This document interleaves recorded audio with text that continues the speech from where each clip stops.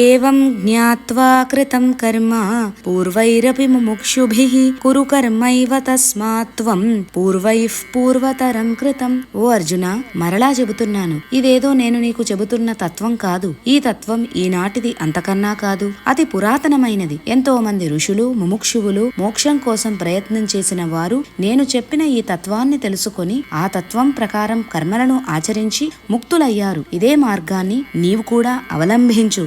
నిష్కామ కర్మ ఆచరించడం వలననే మోక్షమనే భవన నిర్మాణం మొదలవుతుంది. మోక్షం కావాలనుకునేవారు ముందు నిష్కామ కర్మ ఆచరించాలి. నీవు కూడా ఎటువంటి కోరికలు మమతానురాగాలు లేకుండా, ఎటువంటి ఫలితాలను ఆశించకుండా, ఎటువంటి ఆసక్తి లేకుండా నీ స్వధర్మమైన నీ కర్తవ్యమైన యుద్ధం చేసి కీర్తి గడించు. నీ పూర్వీకులు కూడా ఇదే చేశారు. వారు నీలాగా సన్యాసం తీసుకుంటాను అని అనలేదు. వారు రాజ్యపాలన చేశారు, నిష్కామ కర్మలు చేశారు, ఎటువంటి సంఘం లేకుండా కర్మలు చేశారు, ముక్తిని పొందారు.